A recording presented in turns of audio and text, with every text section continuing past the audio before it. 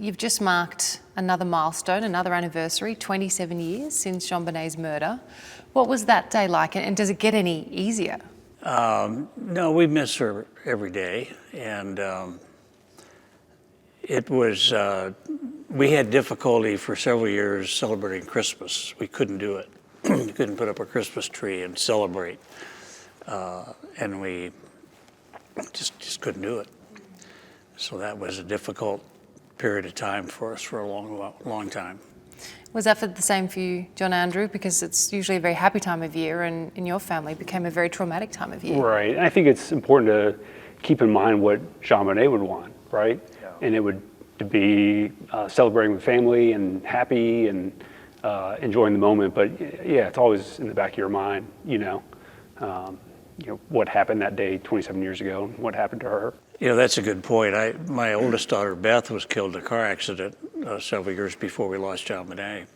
And at her funeral, one of her little friends came up, and she was 21, had just graduated from college, and said, Mr. Ramsey, if I died, I would not want my parents to be sad. And that was very impactful to me. That I know Beth wouldn't have wanted me to be sad. JonBenet wouldn't want us to be sad. And it just helps to have that perspective a little bit. That's a good point, because you've said before she was a very happy little girl. Oh, what was she like? Yeah, I remember one time I came home from work, and I guess I must have had a frowning face, and she said, "Dad, I don't like that face." And so I put on kind of a fake smile and said, "That's better." And she was probably 4 years old, so we called her the up girl.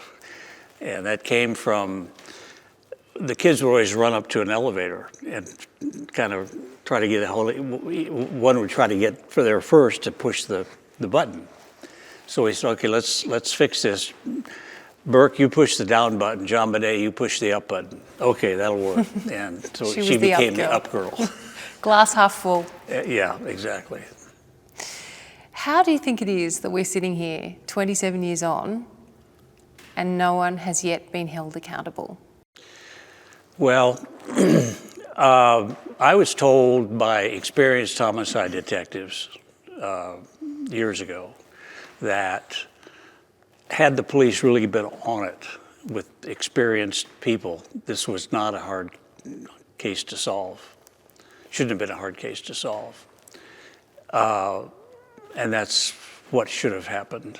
And it didn't, because they didn't have experienced people and would not accept help from the outside. So the fact that it's taken 27 years is extremely frustrating to me and disappointing. And it's not going to, solving the case is not going to change my life now. But it will change my children's lives and my grandchildren's lives. This chapter for them needs to be closed. John Andrew, in your view, what was the biggest downfall or failing of Boulder Police at that time? The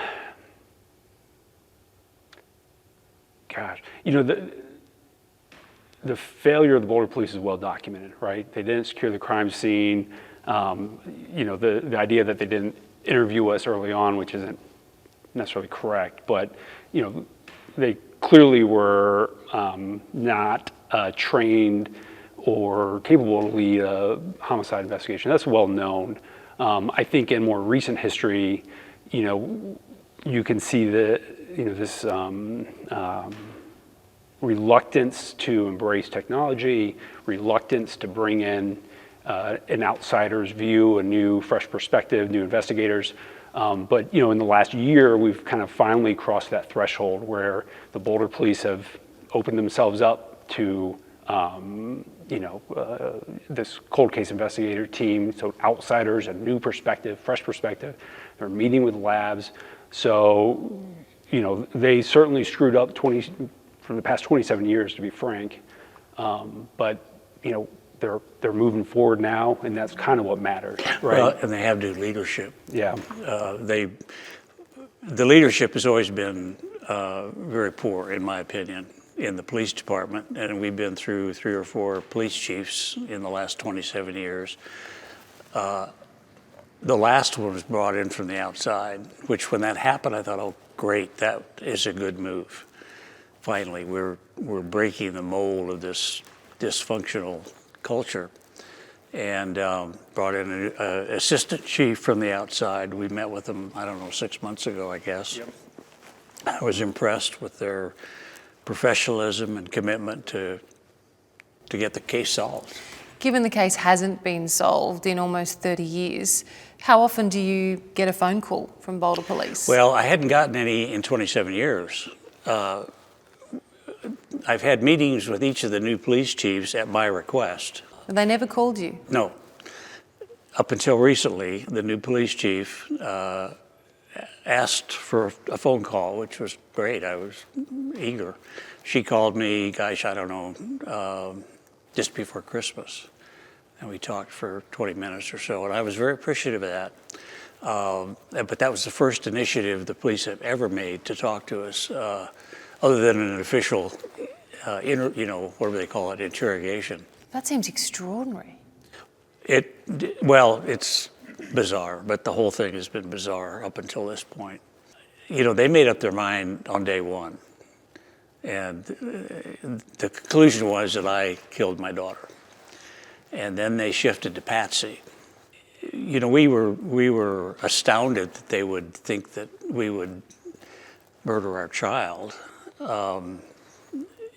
Statistically in this country, and I looked this up a good while ago, but 68% of the time it's a caregiver that's involved.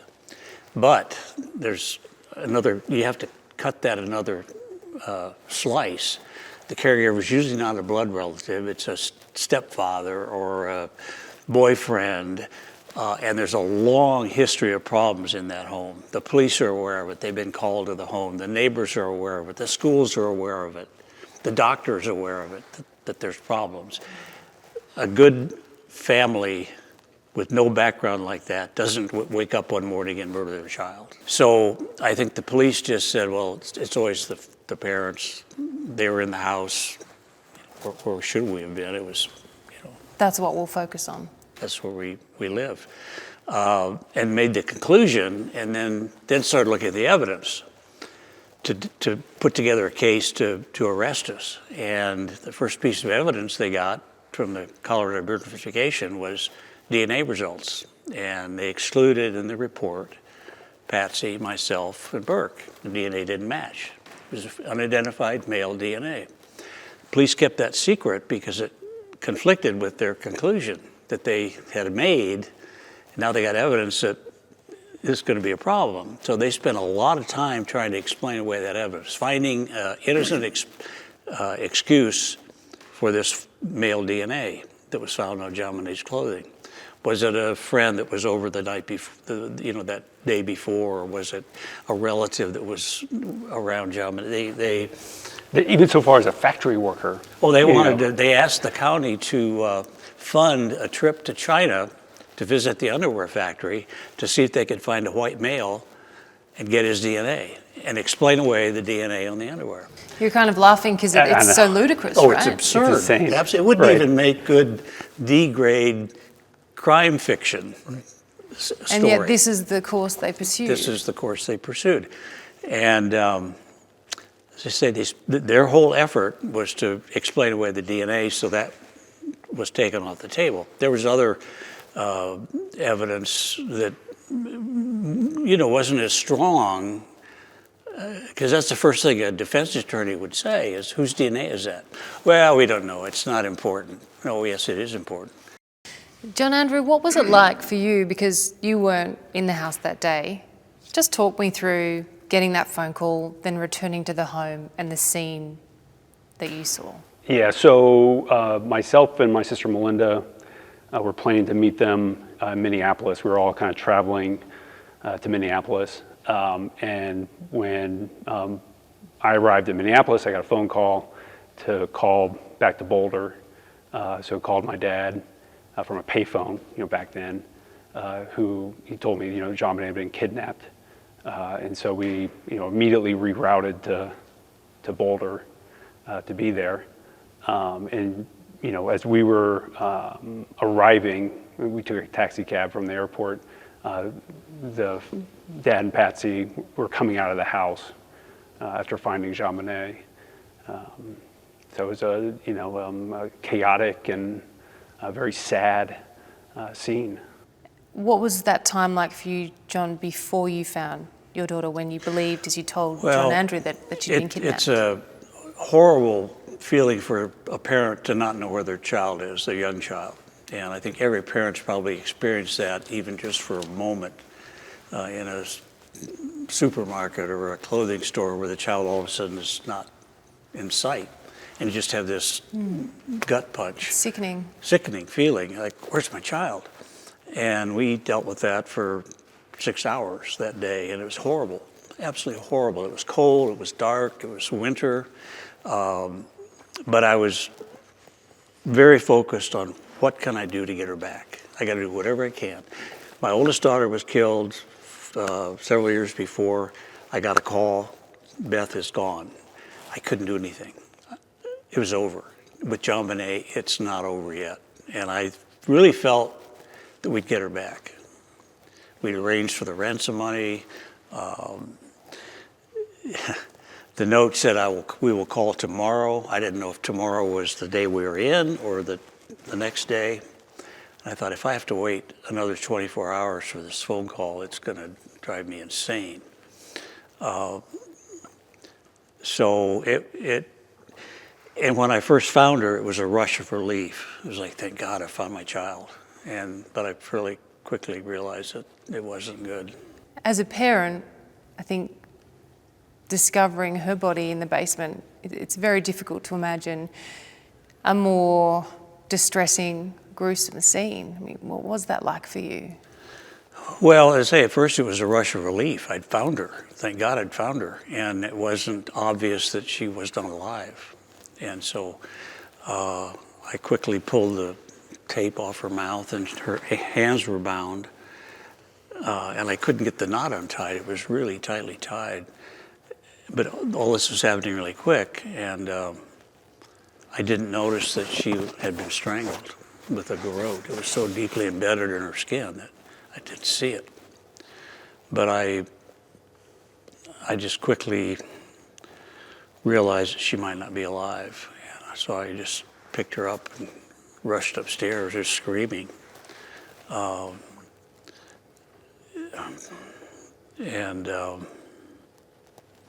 At that point, I'm sure I was in shock. I mean, when I lost Beth, the first words out of my mouth, I was in my office. I got a call from my brother, and I just stormed around the office. There is no God. There is no God. How could a loving God let this happen to such a beautiful young child? She was 21 years old. And so for the next 3 or 4 years, I really dealt with, what's my faith all about? Is it real? Is there more to life than what we see around us? And a good friend of mine took me under his wing and said, I'm going to help you with this issue of faith and God. And so I had dealt with that for about 3 or 4 years, and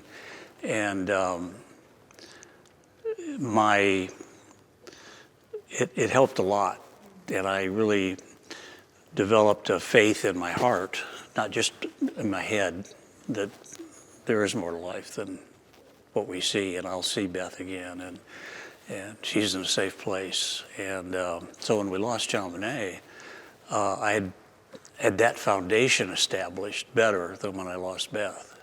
Still, I mean, how do you process something like that? Have you, at the age of 80, processed her death and discovering her body? Well, with Beth, it was an accident. They were killed in a car accident, hit by a truck on the way to a museum in the middle of the day in Chicago. Both she and her close boyfriend were killed. That was an accident. This was not an accident. This was an act, a willful act of another human being, and that is just a whole nother level of how do you, you can't comprehend that anybody would be that evil. And that made it tougher. I mean, we live in a risky place. I mean, we go outside in the morning, and there's risk in life, and that sadly was what happened with Beth. And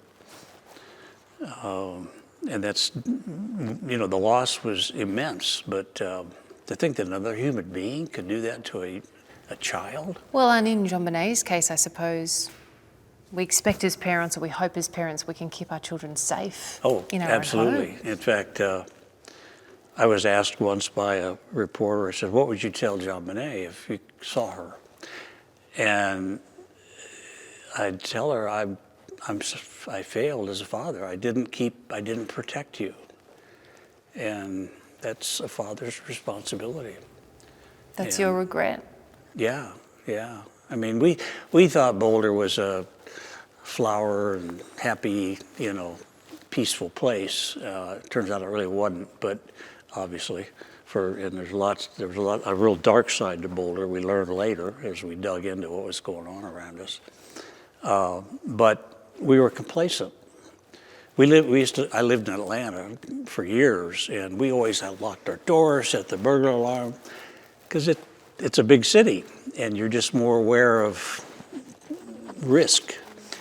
In Little Boulder, we weren't aware of risk. We were complacent, and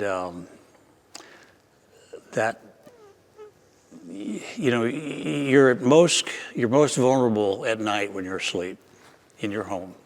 Your home needs to be a fortress, and you need to be confident that the doors are locked and the windows are locked, and you've checked everything. And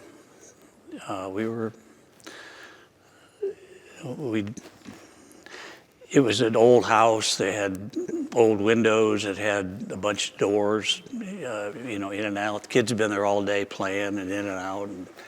And we got home from going to a friend's house for dinner, and we were tired. We were going to get up the next morning. So it never occurred to me to go around and check the doors and make sure everything was locked. And I should have.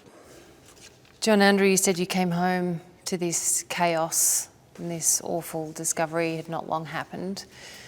What was it like to not only be mourning this loss of your sister, but then to watch your dad, your parents go through this? Yeah, it was, the shock of it all is really hard to comprehend, right? I mean, it was just pure shell shock of what was going on around us. We came up to the house and we were kind of ushered into some vans and driven away to a friend's house where we stayed for a couple of days after. I don't remember how many. And there was police, in the house and, present the whole time. And, we went down to the police station and did interviews and did, blood and hair and all those things. So, you never envision yourself being in that situation, right? At the center of it all. In the center of it all, yeah. Just the shock of it all, just pure shock. When it became apparent that the focus had shifted onto your father, onto your parents, what was that like? It just seemed so far-fetched, right? It didn't seem grounded in reality. If you knew my dad as a father or as a friend or a business associate, that's inconceivable. If you knew Patsy as a mother or friend, she was a wonderful, fun, just generous person. So it was just inconceivable that the police would focus in on them like that. I don't want to say stupid, it was just crazy. And it must have been infuriating. Did you feel helpless? Yeah, you're thrust into this judicial system where you don't have an advantage, right? The police do this all day, every day, right? The press do this all day, every day. And we were brand new to it all, right? Maybe had a speeding ticket at some point in time, but this was our first exposure to the judicial system. And so, yeah, you're just thrown to the wolves. How did it change your father, do you think? Thank goodness. My dad's always been incredibly patient and thoughtful, but, I don't know if that this experience has kind of amplified that for you even more, if that's even possible. But no, at the same time, I mean, it's been a real struggle for the family as well. You know, I mean, my dad lost his house and his job and everything he had built to that point, and has had to go back and rebuild it all, right? In addition to losing a child and a sister on top of it all. So it's... Hello, I'm Amelia Adams. Thanks for watching 60 Minutes Australia. Subscribe to our channel now for brand new stories and exclusive clips every week. And don't miss out on our extra minute segments and full episodes of 60 Minutes on 9now.com.au and the 9Now app.